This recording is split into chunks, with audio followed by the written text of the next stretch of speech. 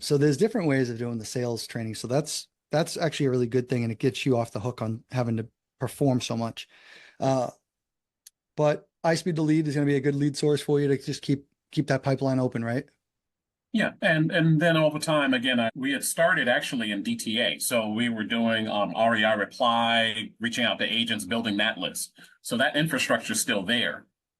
So I have something that I can get a VA to just start continuing to build that out and just connect with agents as just a secondary lead source, Mhm. not just iSpeed. Sure. Yeah, we definitely should have other irons in the fire, right? You got some systems, right, built out? That's ready to go, or Got that's it. being in use right now. It's not ready to go. We're using it. All right, cool. So part of it is being able to identify people that I might want to have as salespeople. I also have to get better at the leadership of a sales team. I've never really had that experience. I mean, I've been the business owner, but sales manager is a different role. Yeah, yeah, and it takes training. There's a tr level of training, and then being the cheerleader. And I don't know if Mhm. that is going to be a good role for you. That's something that again, I think where you can elevate yourself still as business owner, Mhm. where I don't want to see you get caught up in that trap. It is a trap in this wholesale business that, you know, many fall into. And that's why I'm thinking like there could be one, you might be looking for one really fantastic person. Maybe that person is your ally, obviously. They're alongside the journey for you. You guys relate to each other. You don't have to Mhm. see eye to eye for everything. They could be a different animal because they are that sales.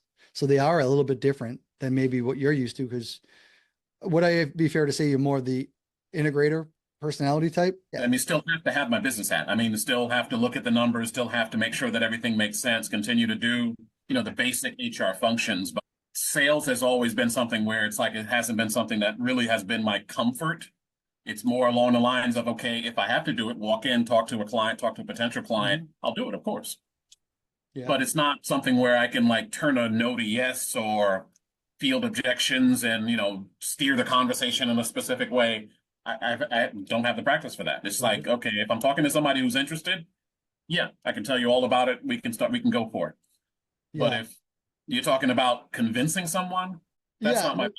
And that's going to take you're going to have to do some learning, obviously, as well on that. But that's where I'm going to go with being the owner now, where you're going to by doing and by being around that environment, if you Mhm. promote that sales training, or that's within the group, but you have someone representing this acquisition management.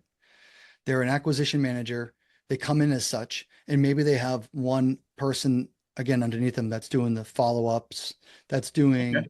generating, stoking the fire on those old leads that are from a couple days old to the months old stuff that's in the CRM, where they're Mhm. stoking it while this person's closing it. And I honestly think that's really all you should need is if there's a two-man show complemented by you, Yep. complemented with maybe that realtor or another, if there's a VA at one point that's just sitting somewhere else, Mhm. overseeing the systems, the lists, the phone numbers, the vital signs, your email box. There's definitely a TC compartment to this. And Okay. that's maybe where just you're having the TC conversations, Okay. higher level, paying the bills, TC, we got problems.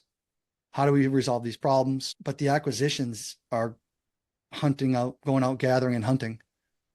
So that acquisition manager, is that someone who's on pure commission or is that somebody who's getting salary? I mean, what's the best model? There's no best model. It's going to be what you guys come down to. Honestly, it really comes down to deal flow.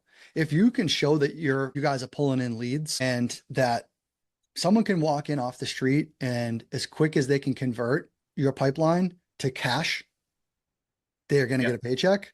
Uh, I would say like, I'm not paying anybody. You got to prove to me that you can, Yeah. that Yep. you can close. Then we can have a conversation, but there should be no conversation that needs to be had. Why are you not making $20,000 a month, 15, 10, $15,000 a month?